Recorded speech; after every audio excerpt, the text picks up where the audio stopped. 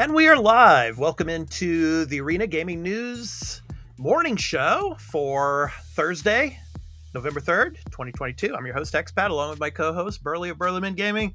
Burley, how you doing this morning? Doing good. How are you, Expat? Doing pretty good, but we had about 10 minutes before I connected with you here. We had an earthquake. Yeah. Oh, shit. Yeah, it was about a level 3 or so. I mean, we get them almost every week here. Yeah, so I mean, yeah, a little earthquake, just a minor one, minor little shaker, but yeah. I mean, it's not like the one in 2011, which was like a level 10, you know. Yeah, I mean, but yeah, just a little shaker. Everything's good. So yeah, no damage or anything. It was just like a little shake, and then it was gone. Lasted about 10 seconds, but anyway, yeah. So, and it was warm again today. Yeah, the weather was about, a little over 20 degrees again. So, but I think from tomorrow, the temperatures are going to start dropping again. So, how about over there in Canada? Yeah, it got up to, in my neck of the woods, 22 last night, and I had to have my air on. Yeah. Like, I want to take it out, but the damn problem is, like, you'll get a day or two where it's nice, you don't use it. And then it just heats up at the night, and it's like, okay, my apartment, because the reader that I have for my apartment, it's all Fahrenheit, goes to like 80 Fahrenheit, and you're sweating, and you're like, okay.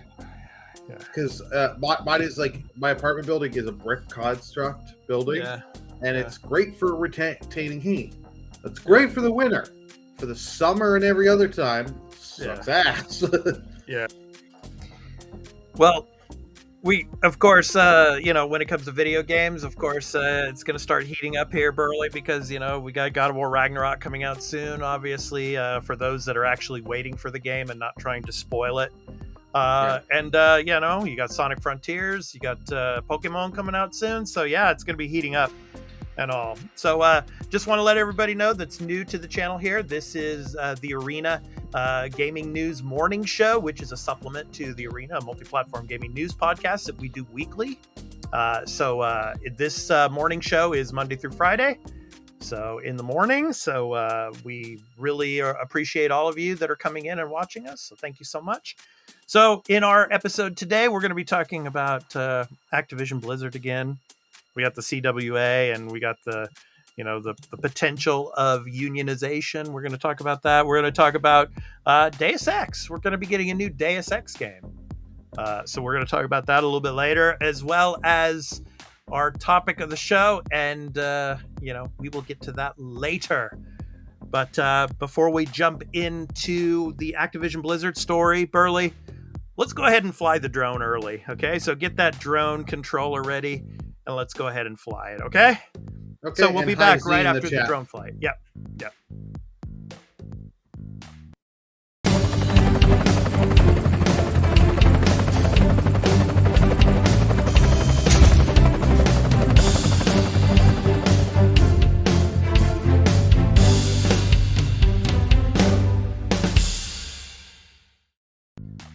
All right, Burley, once again, go ahead. Who's in the chat? We got Z in the chat, one of my moderators. Oh, welcome on in, Z. Yeah, welcome on in. Yo. Yeah, thank you for coming in. We really appreciate it. So, Activision Blizzard and the CWA spar over union election.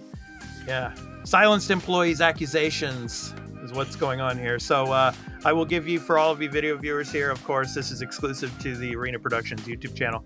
So this is the article from IGN, and I'm going to go ahead and go into it a little bit before we discuss this. So you can go and check that out later if you'd like. So anyway, the unionization efforts at Activision Blizzard has hit another impasse as the company asked the National Labor Relations Board to postpone the upcoming vote tabulation scheduled for November 18th. So they had a vote scheduled for November 18th. Activision Blizzard filed a motion to impound ballots with the NLRB. So that stands for the National Labor Relations Board.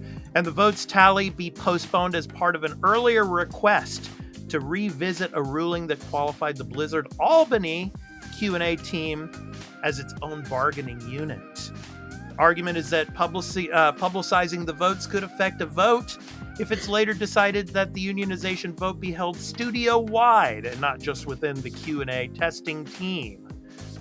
So in a statement to IGN, Activision Blizzard says, quote, "We deeply respect our employees' right to choose whether to be represented by a union and to make an informed decision for themselves in a process where every voice is heard. Given the significant impact this decision could have for everyone on the Albany-based Diablo team and the tight integration of our operations there, we believe strongly that each of the 107 eligible employees deserve to have their votes counted, not just the 18 quality assurance testers who are important employees, but make up a small fraction of the team." And then the CWA countered with their own statement saying, quote, "Sadly, it's no surprise that a company that has repeatedly tried to silence its employees, including by hiding reports of sexual violence, would want to muzzle workers' voices once again by trying to stop them from voting in a union election," end quote.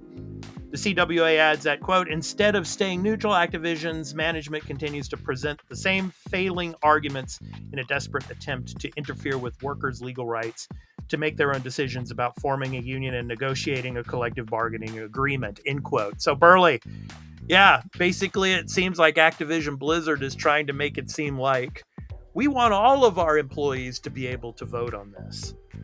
But basically it seems like probably they're trying to muzzle the majority of these people. What do you think? What are your thoughts on this? I'm just going to read one thing in the chat and then get. It's been a while, fellas. Yes, it has. Z, welcome on in. Yeah, Z. It has been a while, but yeah, it's great to have you here, man. Yeah, English. Just quick English on this. Blizzard don't like unions. Activision Blizzard don't like unions, and they have been really bad with this. Like, they've hired union-busting firms, law firms, and stuff like that to bring in to not. They're scared people are going to unionize and get against them. Yeah, and their employees are going to get fair treatment and all that because what was culture. It? I was going to say the Raven Studio Q&A members, they actually voted for a union and it passed like 19-3, I think. Yeah. So yeah, and they've done tactics of sitting employees, like showing them propaganda to stop them. I hope like the management and stuff like that is so bad at these companies. They need mass firings in the management departments and the it's coming. It's coming. Because when Microsoft takes over, you hope. I'm not saying Microsoft is or isn't. I'm hoping. I have to wait and see. Well, it starts from the top, and you know who's going. The first person that's going to be out the door when Microsoft eventually does take over. You know, Bobby Kotick. Bobby Kotick's got to go. Yeah, so many of these other people. It's not just him. He is a problem. Yeah. He's a major problem, but there are other managers and stuff like that are scummy, and they're by what we've seen, their HR department and stuff is covered crap up. It's like, but you know what would be really cool though? It's like the Q&A testers. Obviously, they want to unionize. Those votes are gonna pass, right? Right. But just think all the other 100+ employees that they're talking about here. Just think they actually vote for the union. You know, and just slap them in the face and say, "Hey, you know, we're all unionizing here." Yeah. You know, when Activision Blizzard has been trying their damnedest to make them not vote for a union, that would be pretty funny, I think. But I mean, I think it's just my opinion. I think all of these companies should unionize. You know, when it comes to game development. I think it's a good thing. But yeah. Well, I agree on this. These guys should all come together. Unions I'll leave for other people if it is for them or not. But like they should have some protections. I totally agree. But Activision and Blizzard, those two companies are in such a bad state of disarray. All the employees need to come together. Because you guys aren't going to beat management on your own. Yeah, you all got to unionize because that's scaring the hell out of them. They are pouring money to stop this because they know of how much they are screwed. Because they're screwed if it comes through. Because then the people that didn't stop it, their boss's boss is going to be like, "You didn't stop this? Your ass is gone. See ya." Yeah. Let us know in the comments. What do you think? Do you think all game development companies in the industry, industry-wide, should unionize?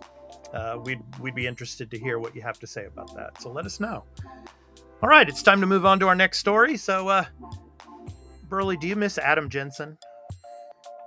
Oh yes, with all of my heart. Oh, shut up! I'm sure you don't. No. I miss him, but not that badly. But yeah, he's coming back. We don't know when, but he's coming back, and we're going to talk about that in the next story right after this. So stay tuned.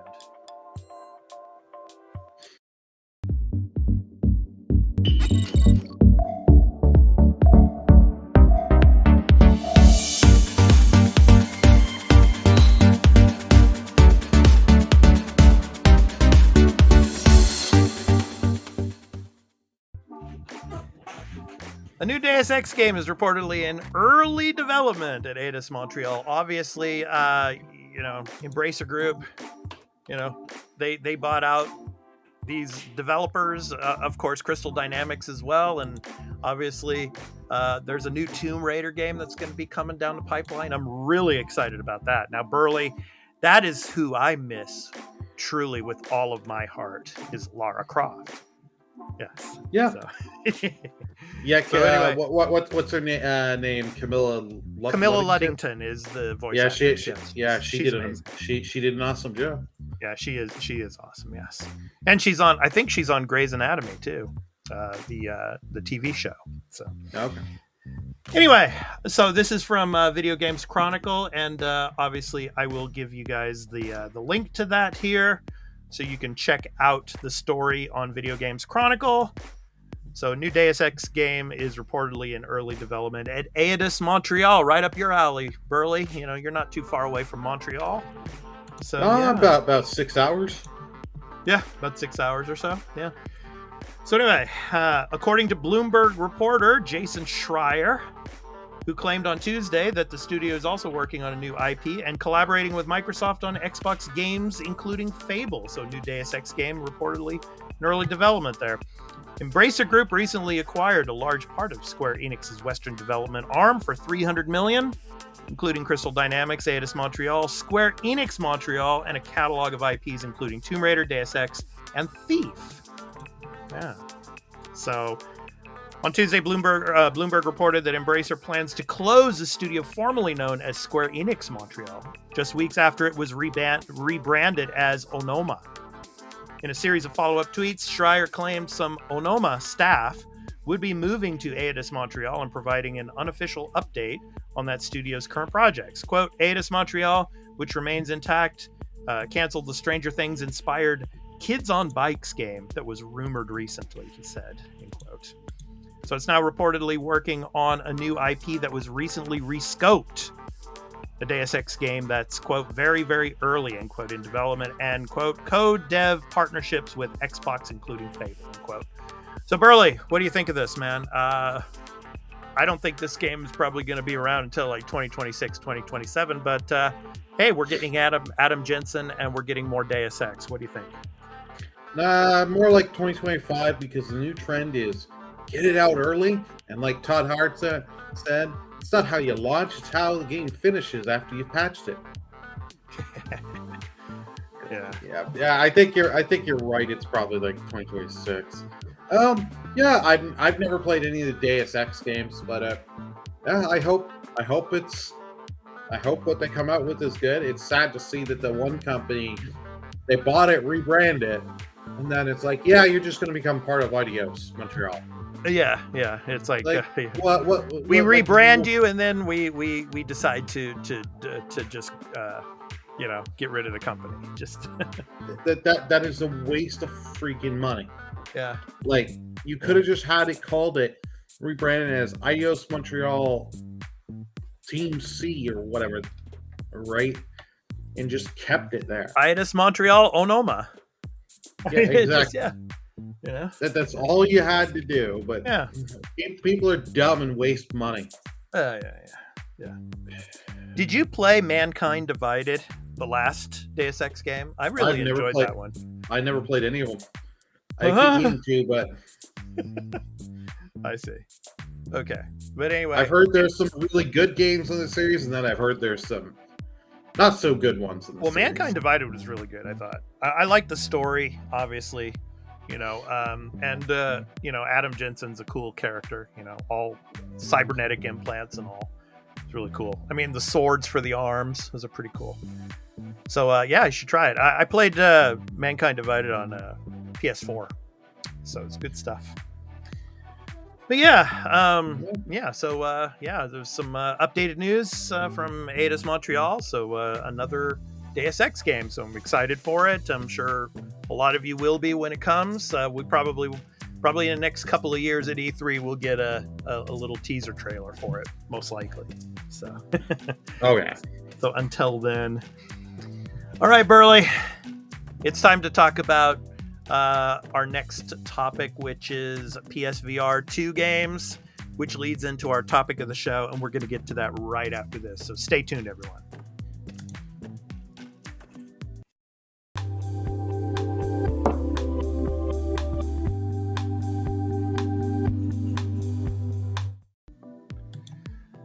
All right, so 11 new PSVR2 games were announced.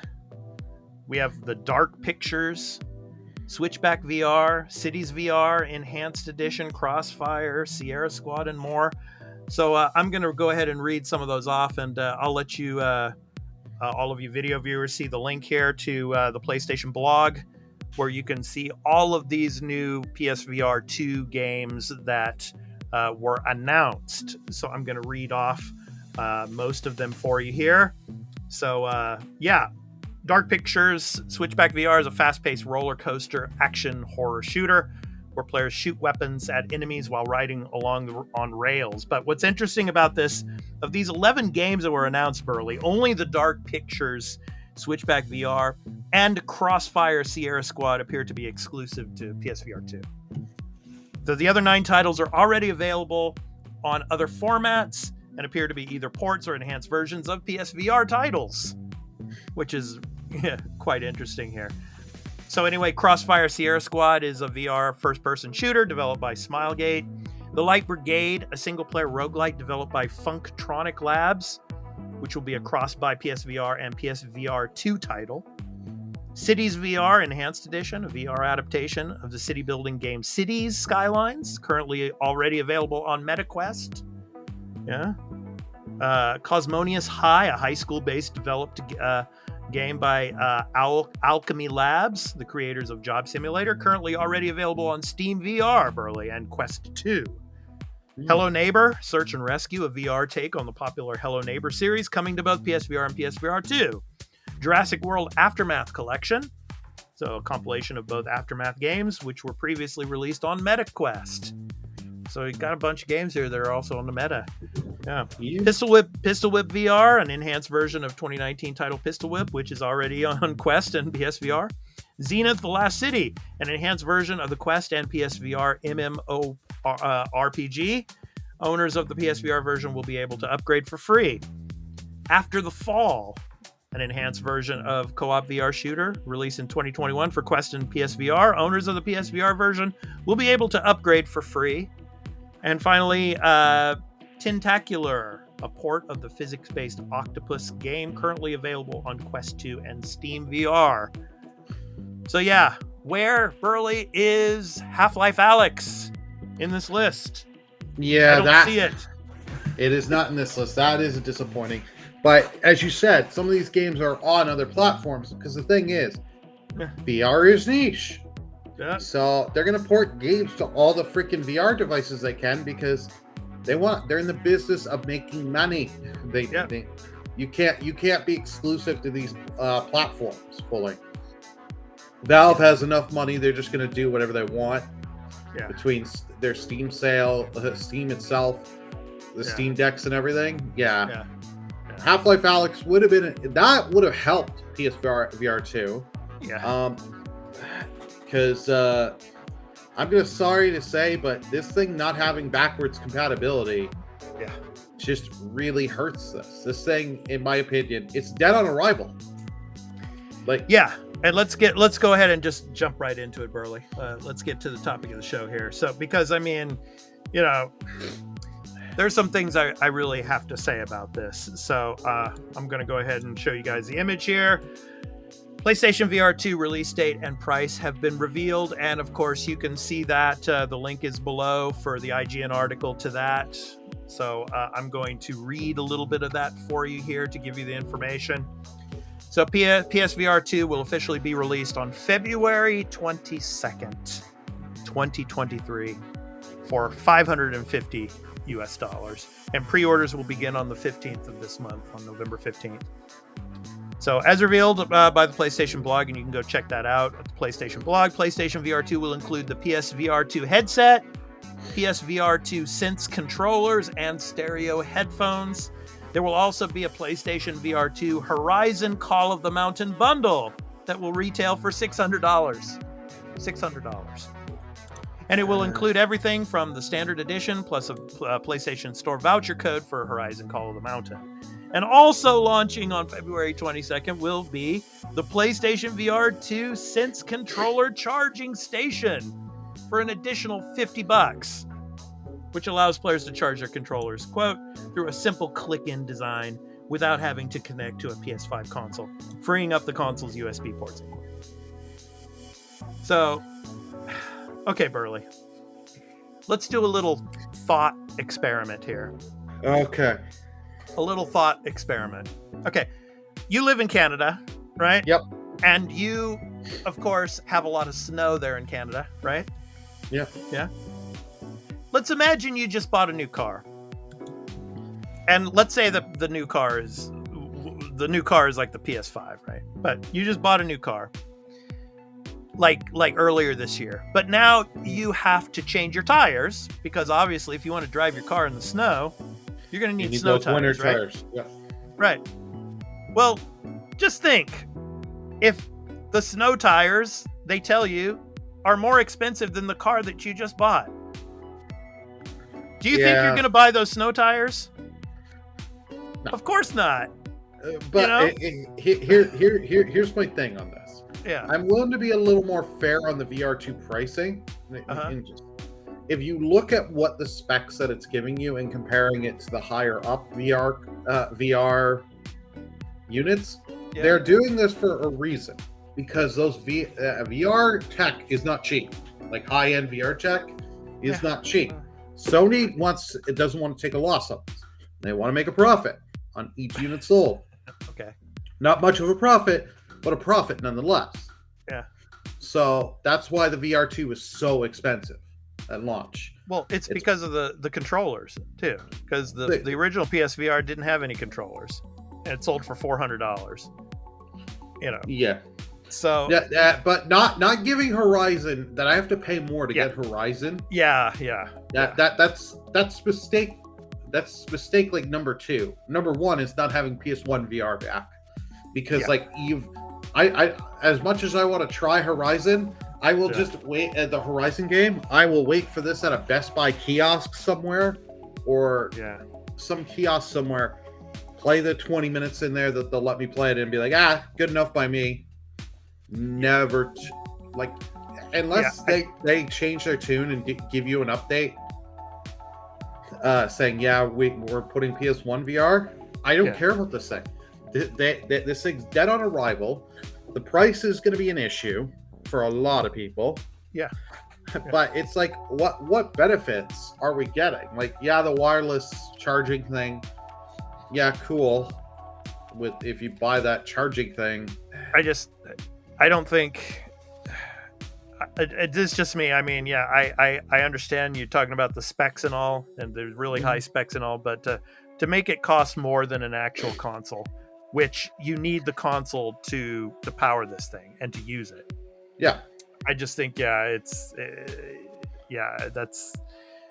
only going to be for a niche group of people, those that have a lot of money and are just into buying every single bit of tech there is, and then those in the media and the people who need to use it to review it and things like that. The gaming journalists and all that. And we actually have Z in the comments here saying, it seems to to me, they are charging $200 extra for controllers and a charger. Yeah. No, they're charging a lot more. Yeah. Like I get it tech spec wise, because I have looked at the specs, and you look at the other VR units. Yeah. I get it. Yeah. Because this tech is not cheap. And I get from where you're coming. You need to already have a $500 console to play this. So to get in the VR this time, it's a lot higher cost compared to back to the PS4 because it launched so late in the PS4. So at that point, you're paying over $1,000 for this stuff, basically.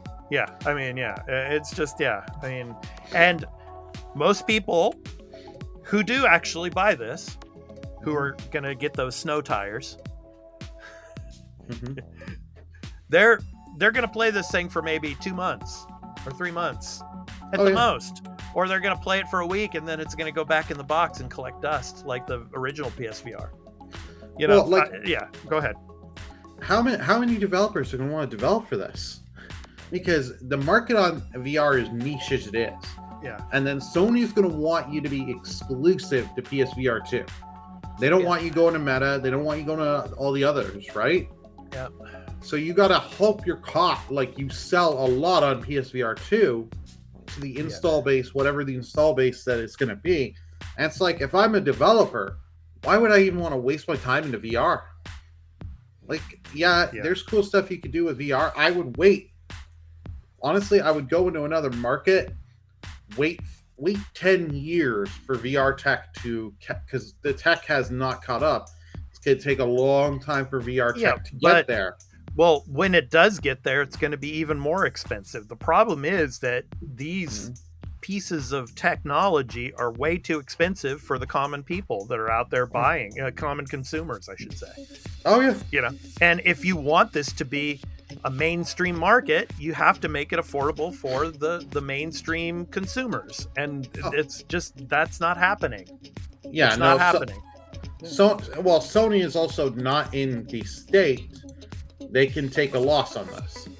Sony is not in the Yeah, but that's something they should have thought about beforehand. I mean, I agree. Like Sony, in my opinion, you tried VR with PS4. You tried and you failed. I'm not to say like PSVR was a failure necessarily, but like it was a niche at best. Yeah. Stay out of it. Yeah. Well, I think when it comes to Microsoft, I mean, I think that's one of the main reasons why they haven't gotten into the VR space is because of what's going on right now with that. Well, it's not worth it. But, because they already take a loss on their consoles anyway, so they don't want to get into the VR market because they know they would have to take even more of a loss there as well. But because of the way they do their business practices now, so they're very consumer friendly at the moment. So, I don't know, man. It's just I like the analogy I use for the new car with the snow tires. Because the snow tires are supposed to make your car go, move and work during the winter season, through all the snow. And of course, with the PSVR2, you have to plug it into a PS5 for it to work. But the problem is the PS5 is going to be cheaper than a PSVR2. So why would somebody buy snow tires if they're more expensive than a car? I mean, I don't know, man. Let us know in the comments what you think about this. I mean, are you thinking of getting PSVR 2? I mean, do you think Half-Life Alyx should be a part of the lineup? Do you think that there should be games available to download for free, like some of these titles that they're talking about for PSVR 2 on day one? I mean, because when you buy this thing, there are no games with it. Unless you get that Horizon bundle, there are no games. I mean, you have to go and buy all these different games. I mean, there should be some games bundled with this. I agree. Well, would have helped that if it was backwards compatible, because Sony for months was giving away PS1 VR games. So if it was at least backwards compatible, and I was like, okay, I decide to buy it. I at least got Astrobot and like 6 or 7 other VR games. Okay, so I got some titles. Yeah. okay, I have games. Buy this, try this, and I'll pick up Horizon. But no, Horizon should have been like, if you're not going to make it backwards compatible, Horizon should be in there. Yeah, because that's just sticking it to the consumer. That is sticking it because you want the greedy software sale on that. But here's the thing: how many people are going to go to the PSVR2, and then some of them they're going to be like, oh, I got to pay another $60 or whatever the difference, right, is to get Horizon. And the $50 charging, the charging port, that should be bundled with the system itself. You get the headset, you get the controllers, you get the stereo headphones. Wow, stereo headphones, and then you get the charging dock with it. Instead of charging an extra $50, and that's Sony, man.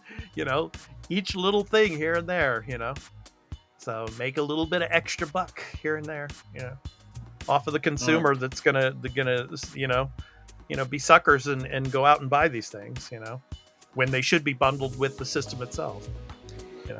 So what do we got in the chat, Burley? Okay, we got, I'm gonna butcher this, Inuyasha. Hi, Inuyasha-san. Hi, Inuyasha. Hi, welcome. Hello, welcome into the Arena Morning Show. We really appreciate you coming in, so thank you so much. PSVR 2, this is just gonna be interesting because this thing is dead. Like, so many people are saying it, this thing is dead on arrival. And it's like, Sony has just all the goodwill that people were hoping for this, that were interested, like me, that I was interested into PSVR 2. Inuyasha, he says it's Dark Fairy 818. Laugh out loud. Okay. Oh, hi, Dark Fairy. Hey, Dark Fairy, how you doing? Yeah. So anyway, go ahead, Burley. Dead on. But it's just like you don't have back. I know I'm kind of probably hammering this way too much. You don't have backwards compatibility. You're not giving the main game that, if you're going to charge what you're charging with it. Mm-hmm. So it's like, what am I buying this for? Half-Life Alyx should have, like I said, should have been launch or launch window. Sony should be making some kind of statement, even if it's set. They're saying, we're working with Valve. We're trying to get Valve to send it to us to get it on PSVR 2. Valve is being hardball. Put it on Valve, and then it puts pressure on Valve to be like, okay, we'll play ball with Sony. Yeah, they could have done that. Yeah. And Dark Fairy says, good, and you. Yeah, so let us know in the comments. Like I said, are you interested in getting PSVR 2? If you are, what games do you want to play with it? Are you going to get the Horizon bundle? If not, what's your reasoning for not getting it? So let us know. But just my personal opinion. I'm set aback by this. That it's more expensive than the actual console. I'm not interested in it now. I mean, I was in the let me finish, Burley. Before, when I saw the trailer for, the short trailer there was for the Horizon, for PSVR 2, Call of the Mountain, I was interested. But I mean, I just can't see myself, because I have a PSVR, and with the amount of time I put into that, I would probably put just as much or even less time into PSVR 2. So I don't want to fork out that kind of money for it. Go ahead. We got a few things in chat. I would try it, but no money, Dark Fairy. Right up. Ooh, that was a little passive aggressive. Yeah. No, but the thing is, like, PS1 VR was more expensive than the PS4, because at that point PSVR launched. The PS4 was like $200. You could buy a regular PS4. So I get it with the more expensive of the consoles, especially with how high pricey these next gen consoles are. I get your point. Yeah. But they're forcing people. They're forcing people to buy the higher bundle, because you're like, well, I get nothing. I just get the unit. Okay, well, I gotta buy this because I at least get a game. Yeah. I mean, with inflation and all, I mean, I just don't see a lot. Oh, it's like $500 for me, just probably the base unit is over 700. Yeah, it's crazy. Yeah. And the one with the game is probably close to 800. And it's like, I'm not spending that. I can tell you that. No. I don't think anyone could justify spending 600 on PSVR2 until they bring out more games for it. That's very true, Z. That's why I say, like, the backwards compatibility. That really shoots it, because people like me that skipped out on PSVR was like, oh, I'd have 2 games of libraries to pick. It softens the blow. And for someone like you that already had PS1 VR, it's like, okay, I can sell my PS1 VR. I get this. It's less wires and all this crap. I have my old titles I can go back to, try it out with the new controller scheme, and the new games. But you can't, though, because it's not backwards compatible. So it defeats the purpose. Yeah. This is something Sony I don't get. Why would you not put the effort? You knew you were going to do this. Yeah. This is just stupid. Yeah, because they're still putting more effort into the PS5. I mean, the PS5 is, the innards of the PS5 they're still working on. So there's already been one new iteration of the hardware, the internal hardware, and they're already working on like the second and third iterations already. So, and there's all these rumors about a slim model of the PS5, but I just what would a slim model look like? It would probably be about the size of a regular PS4. Size of a Series S. Yeah. So, and Z says here, even if you get some of the older PSVR games for free, it's still not justifiable. I agree. Yeah. I'm just saying it softens the blow, at least, if you could do backwards compatibility. Yeah. Like I said before, this is like you said, Burrow, this is a niche market. The super rich of the super rich, that are into tech, and they buy every little kind of tech device that's out there. They're going to get this. And then, of course, the gaming media, the journalists and stuff, the people, the companies that need it for reviews and stuff like that, they're going to get their hands on it, obviously. So, So guys like us, Sony's not going to give us one to test. So, unfortunately. I don't. I don't think so. This. I don't think so. Well, hey, no, I mean, it's like, they would give us one to prove us wrong so that we could come on the air and tell everybody how great it is, and that you should fork out the snow tire money, that's more expensive than the actual car, There you go. Z. PSVR2 will have to be phenomenal for me to even think about buying it. Yeah. Not that I have the PS5. Yeah, well, see, that's the thing. There's a lot of people out there that don't even have a PS5 yet. They still can't even find one. Let alone buy one. I mean, we're going to be talking about this later in the week, of course, and on the podcast and all. That PlayStation 5 says that they've passed 25 million units sold altogether. But there's still a lot of places you go, you can't even find a PS5. I've never seen one in store. I've never seen that or Series X in store. I've seen Series S's is the only next gen console that I've ever seen in a store. Yeah. And I do ask, like, when I go to like Best Buys and stuff, and they're like, no. You have to, your best chance is when we get the online shipments, just buy it online. Yeah. So anyway, this has been the Thursday, November 3rd edition of the Arena Gaming News Morning Show here on the Arena Productions. Of course, we are exclusive to the Arena Productions YouTube channel here. So we really want to thank you so much for coming in and joining us today. I want to thank, of course, Z for coming in, and obviously Dark Fairy 818. Thank you so much for coming in. We really appreciate you coming in. And everybody else that comes and watches us after we have gone offline here. Of course, it will go up into the morning show playlist, so you can check it out there as well. So we want to thank you so much, and thank all of you for joining us. And of course, all of you new to the channel, of course, be sure to hit that like and the subscribe and the notification bell for when we drop a new episode here on the Arena Productions, whether it's the morning show or the weekly, gaming news podcast that we do, or all of our other content here on the Arena Productions. So thank you so much. And thank you for all of your support. We really appreciate it. So, yeah. Burley, we have a couple more in the comments. Yeah, I was just about to say, Dark Fairy says no worries, and Z says have a good day, guys. Yep. Hope you both have a great day. Hope everyone has a great day.